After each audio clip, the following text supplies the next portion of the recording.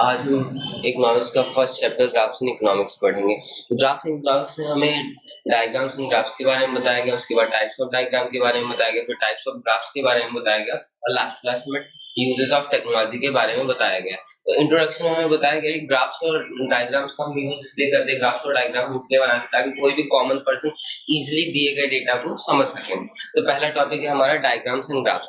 अब डायग्राम क्या है? डायग्राम एक ऐसा रिप्रेजेंटेशन है ऑब्जर्वेबल डेटा का जिसके थ्रू कोई भी कॉमन पर्सन इजिली दिए गए डेटा को डायग्राम्स होते हैं, वो सेल्फ एक्सप्लेनेटरी होते हैं। उसके बाद बताया गया हमें ग्राफ्स के बारे में। ग्राफ्स डायग्राम की तरह ही ग्राफ्स भी प्रिपेयर किए जाते हैं, लेकिन डायग्राम से ग्राफ जो होते हैं थोड़े कॉम्प्लिकेटेड होते हैं। इसमें स्टैटिस्टिकल नॉलेज की बहुत जरूरत पड़ती है। अगर हमें प्रॉपर स्टैटिस्टिकल नॉलेज नहीं है तो हम ग्राफ्स प्रिपेयर नहीं कर सकते, ना ही ग्राफ्स को समझ सकते हैं। और जो ग्राफ्स होते हैं वो सेल्फ एक्सप्लेनेटरी नहीं होते। और इसमें टाइप ऑफ कॉम्प्लेक्स इंफॉर्मेशन दी गई होती है जो कि हमें स्टैटिस्टिकल नॉलेज के साथ ही समझ सकते हैं। फिर हमें बताया गया, कुछ एग्जांपल्स दिए गए हैं डिस्क्रीट डिसकंटिन्यूअस फ्रीक्वेंसी डिस्ट्रीब्यूशन के, फिर कुछ कंटिन्यूअस फ्रीक्वेंसी डिस्ट्रीब्यूशन के एग्जांपल्स दिए गए हैं जिससे हम ग्राफ या डायग्राम प्रिपेयर कर सकते हैं। फिर हमें बताया इंपॉर्टेंस ऑफ डायग्राम और ग्राफ्स के बारे में बताया गया है, एक नया टॉपिक दिया गया है। तो इसमें सबसे पहले बताया गया है कि जो हम डायग्राम ग्राफ्स की हेल्प से इकोनॉमिक्स स्टडी को ईजियर बना सकते हैं, बहुत ईजिली समझ सकते हैं। कोई भी अगर डिफिकल्ट कॉन्सेप्ट है, कोई भी एक टर्म है, कोई भी अगर डेटा दिया हो तो हम उसको इजी वे में समझ सकते हैं। फिर अगला इंपॉर्टेंस बताया गया है हमें कि हम जो भी ट्रेंड्स है, इकोनॉमिक ट्रेंड्स है, इकोनॉमिक पैरामीटर्स है, उसके ट्रेंड्स को हम इजीली समझ सकते हैं कि लास्ट ईयर क्या किस चीज का ट्रेंड था, करंटली किस चीज का ट्रेंड है, और नेक्स्ट टाइम क्या फ्यूचर में कौन सा ट्रेंड हो सकता है, इजीली हम एक्सपेक्ट कर सकते हैं या प्रिडिक्ट कर सकते हैं। ग्राफ्स और डायग्राम की हेल्प से हम एक अनुमान लगा सकते हैं, ये कह सकते हैं। फिर अगला आता है हमारा importance changes occurring in various sectors of the economy can also be easily understood. जो भी हमारे इकोनॉमिक सेक्टर में चेंजेस हो रहे हैं उसको इजीली समझ सकते हैं किसकी हेल्प से? डायग्राम्स एंड ग्राफ्स की हेल्प से।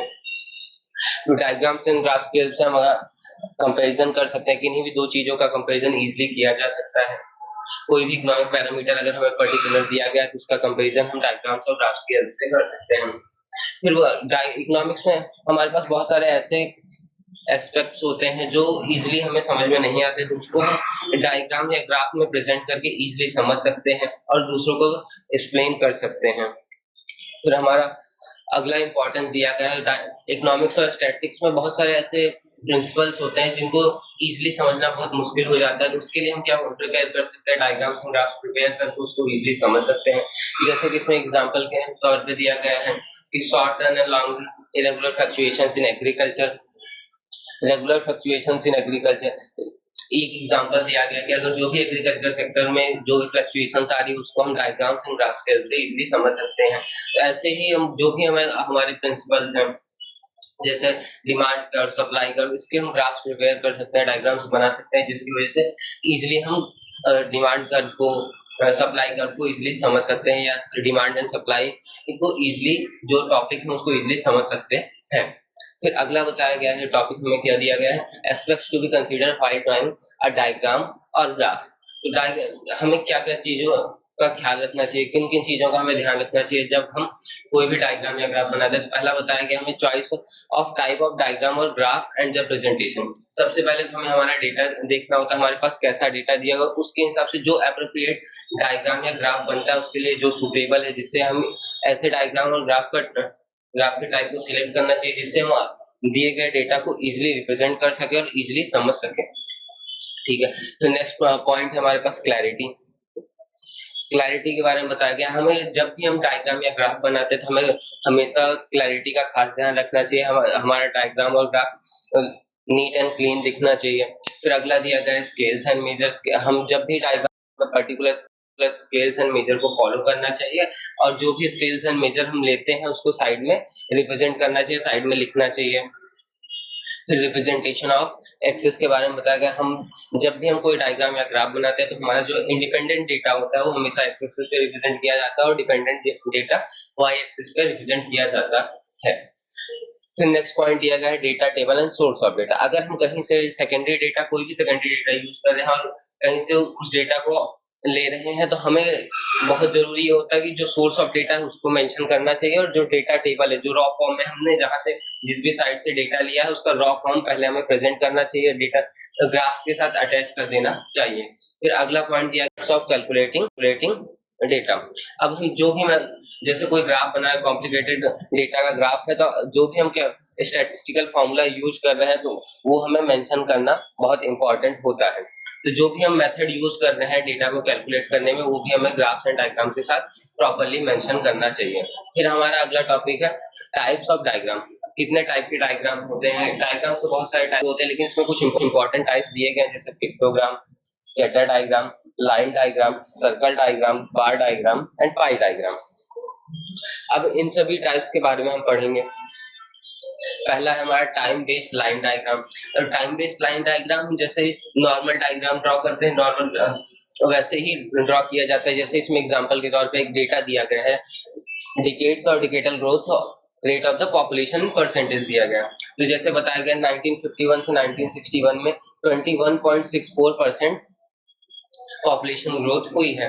तो हम क्या करेंगे, जैसे हमने पहले पढ़ा था कि एक्स एक्सिस पे हमेशा इंडिपेंडेंट डेटा रिप्रेजेंट करते हैं और वाई एक्सिस पे डिपेंडेंट। तो इसमें इंडिपेंडेंट डेटा क्या है, डिकेड या टाइम पीरियड जिसको हम कह सकते हैं, और डिपेंडेंट डेटा क्या है, पॉपुलेशन ग्रोथ। तो पॉपुलेशन ग्रोथ को वाई एक्सिस पे रखा गया है और टाइम पीरियड को एक्स एक्सिस पे रखा गया है।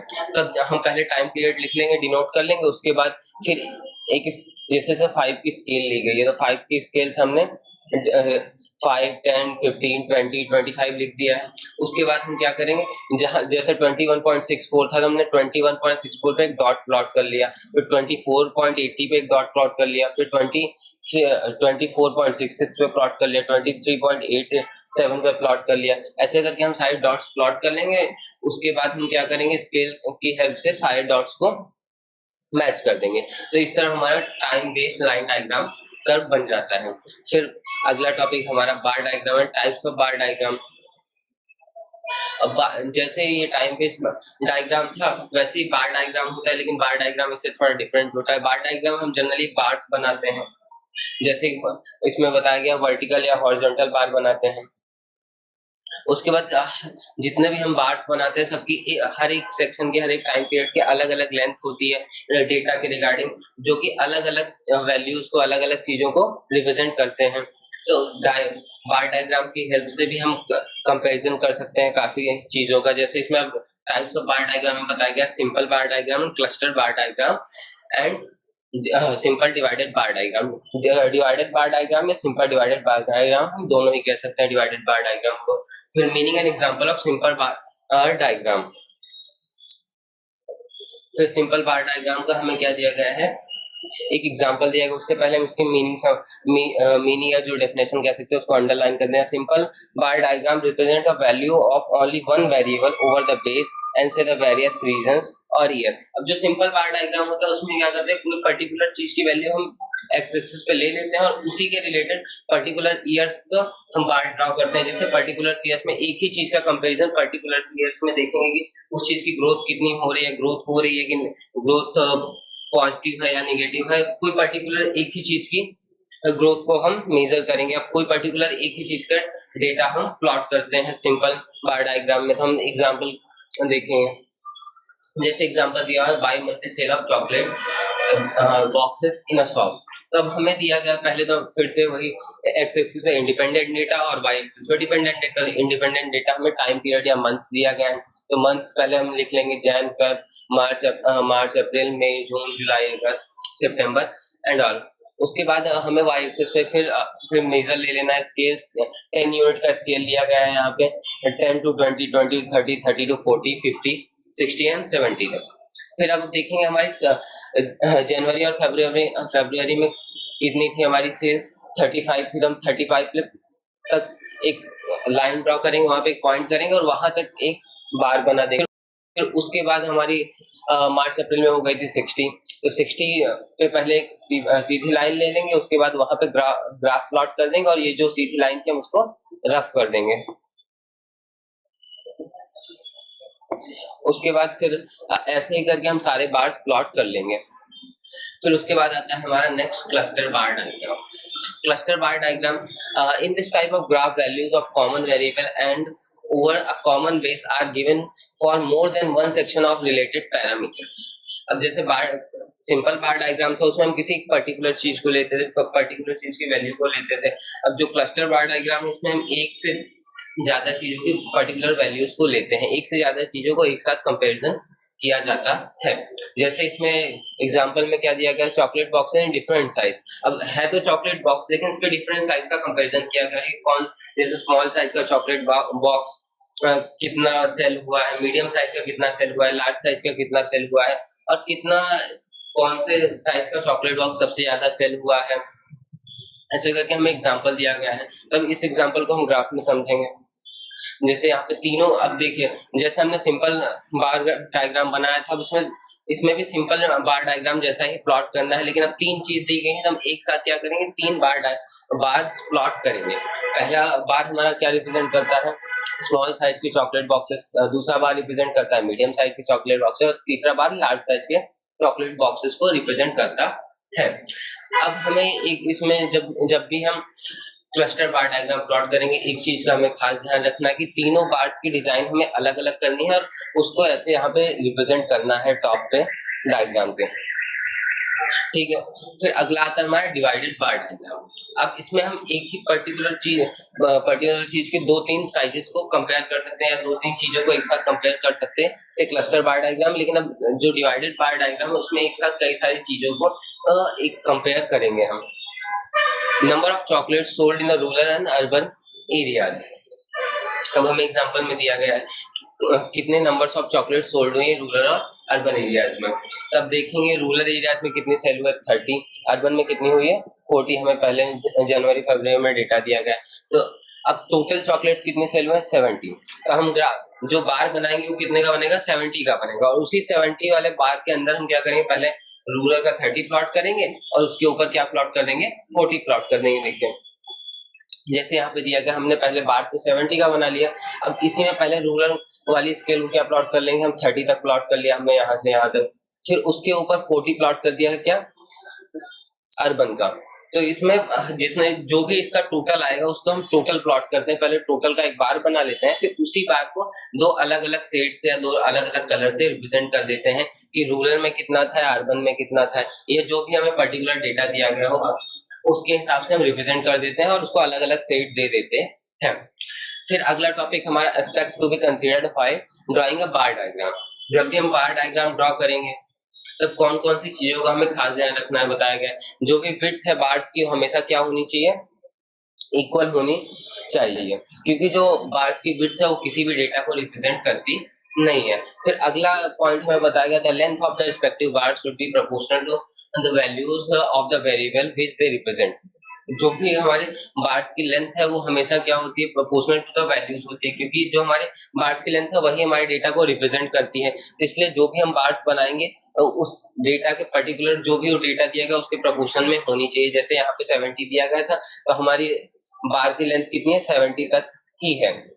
और यहाँ पे 8, यहाँ पे क्या दिया गया, 105 दिया गया है, तो यहाँ पे लेंथ कितनी है, 105 तक दी गई है, ठीक है। फिर अगला पॉइंट आता है हमारा, the distance between all bars should B equal. जो भी डिस्टेंस होता है दोनों दो बार्स के बीच में हमेशा क्या होना चाहिए, इक्वल होना चाहिए, क्योंकि ये भी कोई डेटा रिप्रेजेंट नहीं करता, ठीक है।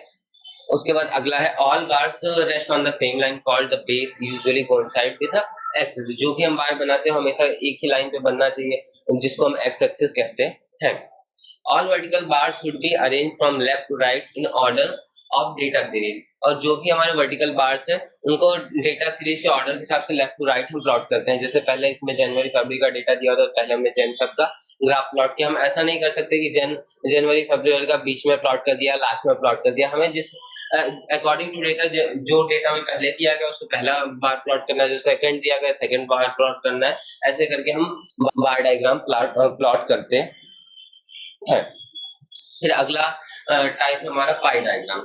पाई डायग्राम कैसे बनता है? पाई डायग्राम एक सर्कल, डेटा को हम एक सर्कल में रिप्रेजेंट करते हैं और सर्कल की वैल्यू हमेशा डिग्रीज में 360 डिग्री होती है। तो उसके लिए हमें एक पर्टिकुलर फॉर्मूला दिया गया है जिस फॉर्मूला की हेल्प से हम सर्कल में पर्टिकुलर डेटा के प्रोपोर्शनेट वैल्यू निकाल सकते हैं डिग्रीज में। उसके बाद उतने डिग्री का हम उस सर्कल में एंगल प्लॉट करके उस डेटा को रिप्रेजेंट कर सकते हैं। देखिए इसमें सिंपल डेफिनेशन दी गई, in other words a diagram which is drawn representing a subdivision of data of an entire data by proportionate to their degrees in a circle is called pie diagram. तो pie diagram की हमें definition ये यहाँ पे दी गई है। तो इसमें कहा गया है कि जो भी हम क्या पाई डायग्राम एक सर्कल में प्लॉट करते हैं और इस सर्कल में जो भी प्रोपोर्शनल जो वैल्यू दी गई है उसके प्रोपोर्शनेट जो भी हमें फॉर्मूले से डिग्री मिलती है उस डिग्री का एंगल बना के उस डेटा को रिप्रेजेंट किया जाता है। और यहाँ पे नीचे एक एग्जांपल दिया गया है। देखिए पहले यहाँ पे एक फॉर्मूला दिया गया, उसी फॉर्मूले के हेल्प से हमने क्या कैलकुलेट किया है, और जैसे बुक्स एग्जांपल में बुक्स दिया गया तो उसकी डिग्री कैलकुलेट की है। तो पहला हमारा एग्जांपल में बुक दिया गया तो बुक की वैल्यू 20 थी और टोटल जो भी मनी स्पेंड की वैल्यू टोटल या दिया गया है उस टोटल कितना था, 100 था। तो पहले 20 को हमने 360 से मल्टीप्लाई किया, उसके बाद डिवाइड बाय 100 कर दिया तो हमें 72 डिग्री मिल गई। तो अब हम देखते हैं कि यहाँ पे 72 डिग्री का एक एंगल बनाया गया है, प्लॉट कर लिया गया है। उसके बाद 72 डिग्री में हमने क्या प्लॉट सेट कर दिया है, बुक्स को सेट कर दिया और उसको जो भी हम कलर या शेड लेते हैं पर्टिकुलर थिंग के लिए, पर्टिकुलर यूनिट के लिए हमें उसे साइड में रिप्रेजेंट करना इंपॉर्टेंट होता है। फिर हम आगे बढ़े aspects to be considered while drawing a pie diagram. अब जब भी हम पाई डायग्राम ड्रॉ करते हैं तो हमें किन किन चीजों का खास ध्यान रखना चाहिए, जैसे कि एक जो पाई डायग्राम है उसकी डिग्री 360 होती है और जो कि एक सर्कल बनाती है। तो हमेशा ध्यान रखना चाहिए कि अगर जब भी हम पाई डायग्राम ड्रॉ कर रहे हैं तब हमें वैल्यूज में 360 लेना है और जो भी हमारे डिग्रीज निकल के आ रही है उनका टोटल हमेशा क्या होना चाहिए, 360 होना चाहिए। उसके बाद जो भी सब डिविजन्स है उनका अगर प्रोपोर्शन हम कैलकुलेट करते हैं तो उनकी वैल्यू ऑफ द वेरिएबल जो भी हमें निकलता है उनका total sum of the total degrees कितना होना चाहिए, 360 डिग्री होना चाहिए। फिर अगर जो भी रिलेवेंट डेटा है हम उसको इजिली कंपेयर कर सकते हैं किसके थ्रू, पाई डायग्राम के थ्रू। हम एक साथ दो पाई डायग्राम ड्रॉ करके जो भी हमारा रिलेवेंट डेटा, एक साथ दो डेटा को हम इजिली कंपेयर कर सकते हैं। फिर अगला आता है टाइप्स ऑफ ग्राफ्स। अब टाइप्स ऑफ ग्राफ्स में हमें यहाँ पे सिर्फ टाइप्स दिए गए हैं और उसके टाइप्स के बारे में ब्रीफ इंफॉर्मेशन हमारे सिलेबस में नहीं है। तो पहला टाइप है time series graph, graph of for continuous frequency distribution. उसके बाद हिस्टोग्राम, फ्रीक्वेंसी पॉलीगॉन और frequency curve, cumulative frequency polygon, logarithm graphs. तो हमें सिर्फ इसमें टाइम सीरीज ग्राफ्स के कुछ एग्जांपल्स दिए गए हैं और बाकी किसी भी ग्राफ के बारे में डिटेल इंफॉर्मेशन दी गई नहीं है। ठीक है, अब टाइम सीरीज ग्राफ के एग्जांपल क्या दिए गए हैं, जैसे कि trade cycle, cycle of economic activities, ये सब क्या है टाइम सीरीज ग्राफ के एग्जांपल है। टाइम सीरीज का ग्राफ बना के हम या टाइम सीरीज का ग्राफ यूज करके हम ट्रेड साइकिल को समझ सकते हैं, इकोनॉमिक एक्टिविटीज के साइकिल को इजीली समझ सकते हैं। ये जस्ट एग्जांपल्स है और ये टॉपिक एग्जाम में नहीं आता, ये इंपॉर्टेंट भी नहीं है। फिर हमारा अगला टॉपिक आता है uses of technology in the study of economics. ये बहुत ही इंपॉर्टेंट टॉपिक है, ये हर बार एग्जाम में आता ही है और इसके क्वेश्चंस आपको लॉन्ग क्वेश्चन आंसर्स में भी मिल जाएंगे टेक्स्ट बुक के क्वेश्चंस में। तो हम शुरू करते हैं, पहले कंप्यूटर टेक्नोलॉजी पढ़ेंगे, उसके बाद इंटरनेट टेक्नोलॉजी पढ़ेंगे और लास्ट में क्या पढ़ेंगे, डेटा सीरीज। तो कंप्यूटर टेक्नोलॉजी जो होती है, जो कंप्यूटर टेक्नोलॉजी की हेल्प से हम इकोनॉमिक्स की स्टडी को और भी इजियर बना सकते हैं। इकोनॉमिक्स ही नहीं और भी सब्जेक्ट की जो भी स्टडीज है हम उसको पर्टिकुलरली इजियर बना सकते हैं, ऐसा बताया गया इसमें। और जनरली मॉडर्न टाइम्स में यूज किया ही जाता है कंप्यूटर टेक्नोलॉजी का। आजकल सभी लोग यूट्यूब या कंप्यूटर टेक्नोलॉजी का यूज करके अलग अलग इंटरनेट या वेब पेजेस पे स्टडी करते हैं और उसको एज ए रेफरेंस लेते हैं। फिर इसमें कंप्यूटर टेक्नोलॉजी के इंपॉर्टेंट के बारे में पहला पॉइंट बताया गया एक प्रेजेंटेशन। हम कंप्यूटर टेक्नोलॉजी का यूज करके क्या कर सकते हैं, कोई भी एक कॉम्प्लिकेटेड इकोनॉमिक इंफॉर्मेशन है उसको इजिली एक्सप्रेस कर सकते हैं, प्रेजेंट कर सकते हैं, किसकी हेल्प से, पावर पॉइंट प्रेजेंटेशन की हेल्प से। तो इस पर ये जो टॉपिक्स दिए गए जैसे प्रेजेंटेशन, एक्सेल वर्कशीट्स, ये सब इंपॉर्टेंट, ये सब आपको याद करने हैं और साथ साथ ही आपको इसके बारे में एक एक लाइन या दो दो लाइन में इसके एक एक सेंटेंस को जो भी डेफिनेशन दी गई उसको भी याद करना है। उसके बाद दूसरा टॉपिक है हमारा Excel worksheet. Economic deals with lots of data, researchers sometime deals with a data in thousands of observation. For instance, if we do a survey on the number of items produced by small scale industries in India, we may get a thousands of observation। फिर बताया गया कि अगर हम कोई भी data collect करते हैं, जो भी रिसर्चर्स होते हैं बहुत कभी-कभी वो जो डेटा कलेक्ट करने जाते हैं वो बहुत सारे ऑब्जर्वेशन मिलते हैं। कभी-कभी डेटा इतना बड़ा हो जाता है उसको हैंडल करना बहुत ही मुश्किल हो जाता है, तो उसके लिए हम क्या यूज करते हैं, एक्सेल वर्कशीट्स का यूज करते हैं जिसके थ्रू हम इजीली उस डेटा को प्रेजेंट कर सकते हैं। ठीक है, तो इसमें सिर्फ हम जो भी इंपॉर्टेंट टॉपिक्स उसको अंडरलाइन करें। Such data must be entered in Excel sheet and this sheet can be processed by data formula at only one click. बस एक्सेल वर्कशीट में बस आप ये टॉपिक याद रखना, इसमें यही एक लाइन लिखेंगे तो चलेगा, क्योंकि ये जो क्वेश्चन बनता है ये पूरा एक कंप्यूटर टेक्नोलॉजी के ऊपर ही क्वेश्चन बनता है जिसमें हमें ये सारे पॉइंट्स को डिस्क्राइब करना होता है वन लाइन में। फिर अगला पॉइंट दिया गया है डायग्राम से। कंप्यूटर टेक्नोलॉजी की हेल्प से हम कोई भी diagrams and graph easily draw कर सकते हैं। कंप्यूटर में बहुत सारे ऐसे प्रोग्राम्स दिए जाते हैं जिसकी हेल्प से हम जस्ट अगर डेटा एंटर करते हैं तो हमें कंप्यूटर एप्रोप्रिएट डायग्राम या ग्राफ ड्रॉ करके दे देता है। फिर अगला पॉइंट है स्टोरेज टूल्स। हम कंप्यूटर की हेल्प से बहुत सारे जो भी हमारा प्लेंटी ऑफ डेटा है, बहुत सारा डेटा है उसको इजीली कंप्यूटर में सॉफ्ट कॉपी में स्टोर कर सकते हैं, जिसकी वजह से जो भी there is a fear of losing such material owing the moisture pest etcetera, जो भी दिक्कतें आती है, जैसे अगर हम नोटबुक में लिख के रखते हैं तो कभी-कभी क्या होता है वो नोटबुक में मॉइस्चर लग जाता है या जो भी पेस्ट होते हैं वो हमारी नोटबुक के पेजेस को खराब कर देते हैं, तो वो उन सब चीजों का खतरा नहीं होता। अगर कोई भी डेटा सॉफ्ट कॉपी में स्टोर करते हैं तो हम कहीं भी कभी भी उसका यूज कर सकते हैं। और कुछ ऐसे ऑनलाइन वेबसाइट्स हैं, ऐसे ऑनलाइन एप्स हैं जो हमें सॉफ्ट कॉपी में इंटरनेट पे स्टोर करने के वैल्यूज प्रोवाइड करते हैं, जैसे कि दिया गया Dropbox, Google drive, DigiLocker etcetera. फिर अदर टूल्स में स्टैटिस्टिकल प्रोग्राम के बारे में बताया गया, जैसे कि SPSS, SESM, eViews, SAS, ये सब कुछ स्टैटिस्टिकल प्रोग्राम है जो क्या करते हैं हमारे स्टैटिस्टिक्स की स्टडी को इजी बनाते हैं और जिसके थ्रू हम कोई भी स्टैटिस्टिकल डेटा इजीली ऑब्जर्व कर सकते हैं। राइट कमांड या राइट फॉर्मूला इंटर करके उसमें हम स्टैटिस्टिकल फॉर्मूला ऑब्टेन कर सकते हैं, डिराइव कर सकते हैं और कोई भी सम हम सॉल्व कर सकते हैं।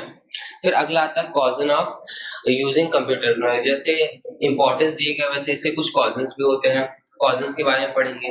बताया गया है computer is an aid in studying and it is not a study material by itself, it helps to make a process of study easier. फिर बताया गया कि जो कंप्यूटर टेक्नोलॉजी है वो खुद एक स्टडी मटेरियल नहीं है, सिर्फ हमारे जो स्टडीज है उसको इजी बनाने और फास्ट बनाने का काम करती है। ये हमारे स्टडीइंग प्रोसेस को रिप्लेस कर सकती नहीं है।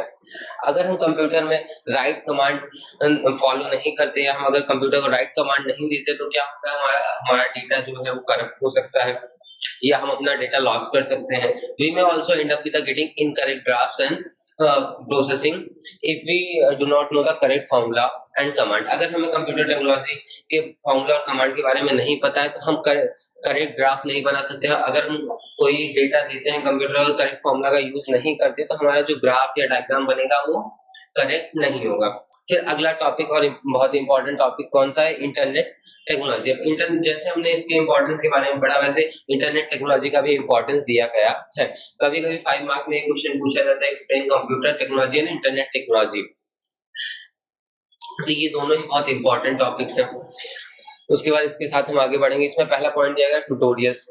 Some educational website put their PowerPoint presentation and study material along with the book and worksheets on the open access link. We can view such a presentation as a tutorial. और बहुत सारे ऐसे educational websites है जो क्या करते हैं हमारे जो स्टडी मटेरियल है उसके नोट्स PowerPoint प्रेजेंटेशन हमें ऑनलाइन वेबसाइट पर प्रोवाइड करते हैं, जिनका यूज करके हम अपनी स्टडी को और भी इजियर बना सकते हैं। एक्टिव लर्निंग दूसरा पॉइंट है हमारा। Some videos of lecture by experts are put on open access sites by some educational institution. बहुत सारे ऐसे एजुकेशनल इंस्टीट्यूशंस हैं जो क्या करते हैं वीडियोस बना के ऑनलाइन इंटरनेट पे डाल देते हैं, जिसके थ्रू कोई भी स्टूडेंट कहीं से भी वर्ल्ड के किसी भी कोने से इजीली पढ़ सकता है, वो लेक्चर देख सकता है, किसी भी प्रोफेसर का लेक्चर कहीं से भी देखा जा सकता है। और बहुत सारे ऐसे टीचर्स हैं जो ऑनलाइन भी टीच करते हैं। एक्टिव लर्निंग का ये बेस्ट एग्जांपल हो सकता है। The lectures by experts are available in economics and other subject. जैसे इसमें एग्जांपल दिया गया जो बहुत सारे जो लेक्चरर्स हैं, बहुत सारे जो प्रोफेसर्स हैं, वो इकोनॉमिक्स के बारे में अपने लेक्चर यूट्यूब या अदर इंटरनेट वेबसाइट्स पे डालते हैं, जिसके थ्रू कोई भी स्टूडेंट कहीं से भी इकोनॉमिक्स को पढ़ सकता है। उसके बाद अगला पॉइंट दिया गया है हमारा रीडिंग मटेरियल। हम इंटरनेट टेक्नोलॉजी में बहुत सारे न्यूमरस बुक्स अवेलेबल हैं सॉफ्ट कॉपी में, जिसको हम फ्री में एक्सेस कर सकते हैं। कुछ ऐसी बुक्स है जो फ्री में भी अवेलेबल है और कुछ ऐसी बुक्स है जो पेड है। तो हम कोई भी जैसे रेगुलर आर्टिकल, ई बुक्स, ई जर्नल्स हम ऑनलाइन पढ़ सकते हैं इंटरनेट टेक्नोलॉजी की हेल्प से। तो थर्ड पॉइंट हमारा हो जाता है रीडिंग मटेरियल। फिर फोर्थ पॉइंट आता है इंफॉर्मेशन। अगर हमें कोई भी इंफॉर्मेशन की जरूरत है तो हम इंटरनेट टेक्नोलॉजी का हेल्प करके कोई भी इंफॉर्मेशन निकाल सकते हैं। जैसे कि बताया गया इसमें, by mainly searching we can get information of universities offering degrees in economics. अगर हमें जानना है कि कौन कौन सी ऐसी यूनिवर्सिटीज है जो इकोनॉमिक्स में डिग्री प्रोवाइड कर रहे हैं, तो हम इंटरनेट पर सर्च करके इजिली वो इंफॉर्मेशन निकाल सकते हैं। फिर आता है नेक्स्ट पॉइंट हमारा मिसलेनियस।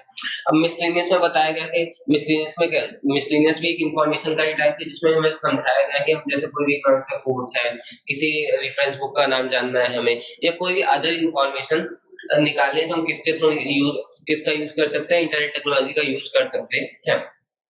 उसके बाद नेक्स्ट पॉइंट आता है हमारा डेटा। अब इकोनॉमिक्स में हम बहुत सारा सेकेंडरी डेटा यूज करते हैं, और जो सेकेंडरी डेटा है जनरली जैसे पॉपुलेशन काउंट या सेंसस जिसको कह सकते हैं हम, बैंकिंग, एग्रीकल्चर, प्रोडक्शन, ये सारे डेटा हमें गवर्नमेंट की ऑनलाइन वेबसाइट्स में मिल जाता है, जो कि इंटरनेट पे अवेलेबल होती हैं। तो हम अगर हमें किसी भी सेकेंडरी डेटा की जरूरत पड़ती है, तो हम इंटरनेट का यूज करके गवर्नमेंट वेबसाइट या किसी भी साइट से हम वो सेकेंडरी डेटा ले सकते हैं और उसको यूज कर सकते हैं। फिर अगला हमारा टॉपिक है causes in using internet for the education. फिर जैसे कुछ इंपॉर्टेंस दिए गए, वैसे इसके कुछ कॉजेस भी होते हैं इंटरनेट टेक्नोलॉजी के। अगर हम जैसे हमें कंप्यूटर टेक्नोलॉजी में बताया गया था कि जो इंटरनेट टेक्नोलॉजी या कंप्यूटर टेक्नोलॉजी ये खुद एक स्टडी मटेरियल नहीं है, ना ही वो हमारे स्टडी प्रोसेस को चेंज कर सकती है। ये बस हमें एक हेल्प प्रोवाइड करती है, जिसके हेल्प से हम अपना स्टडी प्रोसेस को इजियर या फास्टर बना सकते हैं। A lot of substandard material, irrelevant information, misleading information, etc. are available on internet. और हमें ये सब जो भी इररिलेवेंट इंफॉर्मेशन है, मिसलीडिंग इंफॉर्मेशन, इन सबको अवॉइड करना चाहिए, और हमें पर्टिकुलर ऑथेंटिक वेबसाइट या पर्टिकुलर ऑथेंटिक मटेरियल को ही इंटरनेट पे प्रीफर करना चाहिए, अदरवाइज हम मिसलीड हो सकते हैं। उसके बाद अगला हमारा लास्ट पॉइंट है डेटा सीडीज। डेटा सिटीज बहुत सारी ऐसे अथॉरिटीज हैं, बहुत सारी एजेंसीज हैं, गवर्नमेंट एजेंसी जिसको कह सकते हैं, लैबोरेटरीज, रिसर्च सेंटर्स है, जो क्या करते हैं, कलेक्शन करते हैं, जो डे टू डे डेटा होता है उसका कलेक्शन करते हैं, उसके बाद उसका पब्लिकेशन करते हैं। फिर उस डेटा को वो क्या करते हैं, कॉम्पैक्ट डिस्क या जिसको हम सीडी कह सकते हैं उसमें रखते हैं, जो कि बहुत ह्यूज डेटा होता है। उसके बाद जो भी एजुकेशन इंस्टीट्यूशंस होते हैं, रिसर्च इंस्टीट्यूट्स हैं, उनको सेल करते हैं ताकि उनके स्टडीज में यूज हो सके वो डेटा। तो जैसे इसमें एग्जांपल दिया है कौन कौन सी डेटा सीडीज होती है, CD of national income accounts of India, CD of census of India, annual survey of industries in India, etcetera. फिर जैसे एक इम्पोर्टेंट एजेंसी का नाम बताया गया CMIE, एक इसका फुल फॉर्म होता है centre for monitoring Indian economy. Also create a data software which can be purchased only by the research institute and corporations as these are very expensive. और फिर बताया गया जो CMIE एजेंसी है वो क्या करती है, डेटा कलेक्ट करती है, उसके बाद जो डेटा है उसको सेल सीडीज में पुट करके उसको सेल करती है, किसको, रिसर्च इंस्टीट्यूट्स को और कॉर्पोरेशंस को। उसके बाद फिर आता है हमारी difficulty in using data CD. जैसे हम कॉजेस दिए गए थे कंप्यूटर टेक्नोलॉजी के, इंटरनेट टेक्नोलॉजी के, वैसे इसमें एक पॉइंट दिया गया है difficulty in using data CDs. फिर बताएंगे since the data CDs are software contain a huge size of data. और ये बात ध्यान दीजिएगा, जो डेटा सीरीज में बहुत सारा ह्यूज साइज ऑफ डेटा होता है। अगर हमें पर्टिकुलर डेटा सीडी हैंडल करने का एक्सपीरियंस नहीं है या हमें उसके बारे में नॉलेज नहीं है, तो हम अपना डेटा सर्च करने में हमें जो भी हमें डेटा उस डेटा सीडी में से निकालना है, जो भी हमें उस डेटा सीडी में से डेटा सर्च करना है, वो बहुत आसान मुश्किल हो जाती है उसको सर्च करने में। जैसे इसमें बताया गया knowledge regarding the searching the relevant data seeds and get the relevant data. हमें एक्सपीरियंस होना चाहिए, हमें नॉलेज होना चाहिए कैसे डेटा सीरीज में से रिलेवेंट डेटा सर्च किया जाएगा या कैसे हम रिलेवेंट डेटा निकाल सकते हैं। और फिर हम देखते हैं 5 मार्क वाले इंपॉर्टेंट क्वेश्चन देख, जैसे इसमें दिया गया है state the important aspect to be considered while drawing a diagrams and graphs. उसके बाद यूजेस ऑफ इंटरनेट टेक्नोलॉजी बताया गया, 5 मार्क्स में एक आ सकता है ये। और लास्ट क्लास में ये 3 मार्कर क्वेश्चन है जिनमें से 5 मार्कर क्वेश्चन बन सकते हैं एग्जाम में। उसके बाद लास्ट में जो 5 मार्कर क्वेश्चन दिएगा उसमें से क्या इंपॉर्टेंस में सेकंड वाला क्वेश्चन बहुत ही इंपॉर्टेंट है, usefulness of technology. Usefulness of technology में तीनों ही टेक्नोलॉजी इंक्लूड होती है, इंटरनेट टेक्नोलॉजी, कंप्यूटर टेक्नोलॉजी और डेटा सीरीज। अगर ये क्वेश्चन आता है तो हमें तीनों ही एक्सप्लेन करने हैं, उनके अंदर जो भी पॉइंट दिए गए हैं उसको 1 लाइन या 2 लाइन में एक्सप्लेन करना होता है। Thank you.